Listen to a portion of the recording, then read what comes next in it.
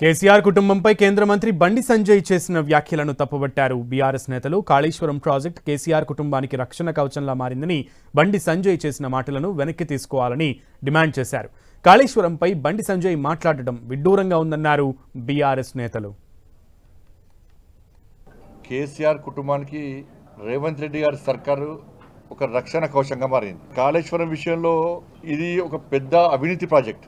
కేసీఆర్ కుటుంబానికి ఏటీఎంగా మారిందనేది జగమెరిగిన సత్యం, నగ్న సత్యం. 38,000 కోట్లతో పూర్తయ్యే ప్రాజెక్టును 1,20,000 కోట్లకు అంచనాలు పెంచి కేసీఆర్ కుటుంబం డబ్బులు దనుకునే విషయం వాస్తవం. అరే ఇక కాళేశ్వరం ప్రాజెక్టులో పనిచేసిన అధికారులు 100 కోట్లు సంపాదించుకున్నారు. ఇద్దరు ముందు అధికారం చెల్లి తీసుకుంటాం, అధికారులందరినీ మెమోలు ఇస్తాము, అధికారులందరినీ బదిలీ చేస్తామని కాదు.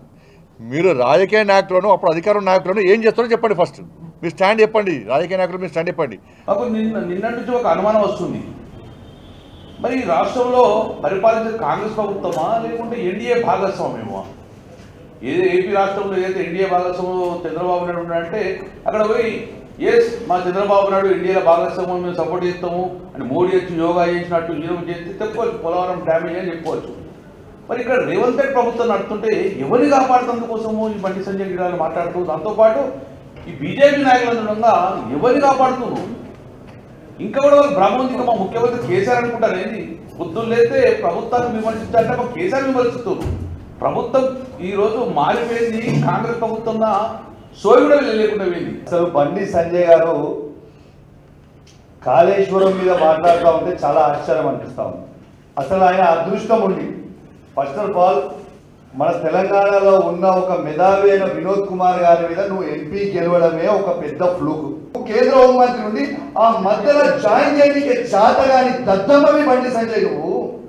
నువ్వు కాళేశ్వరం గురించి మాట్లాడుతున్నావా? నేను ఒకటి, నువ్వు మా హరీష్ రావు గారి గురించి, కేసీఆర్ గారి గురించి, కేటీఆర్ గారి గురించి మాట్లాడే స్థాయి అవన్నీ.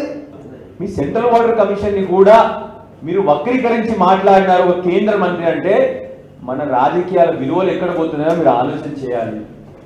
మీ స్వంత తల్లి గోదావరి, ఆ గోదావరి తల్లిని నువ్వు పక్కన ఆంధ్రప్రదేశ్కి వదిలేస్తున్నావు.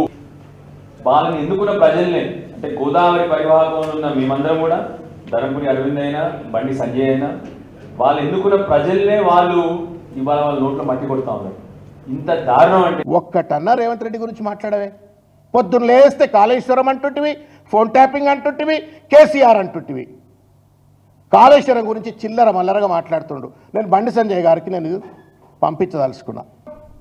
2 పియర్స్ కూలిపోతే దాన్ని పడావులో పెట్టిన రేవంత్ రెడ్డిని దోషిగా నిలబెట్టేట్టుగా నైతిక బాధ్యత ఉన్న కరీంనగర్ ఎంపీ, కరీంనగర్ మంత్రి, నువ్వు ఇవాళ తెలంగాణ పాలిట శాపంగా మారిన విషయాన్ని బండి సంజయ్ గారు గుర్తుపెట్టుకోవాలని చెప్పి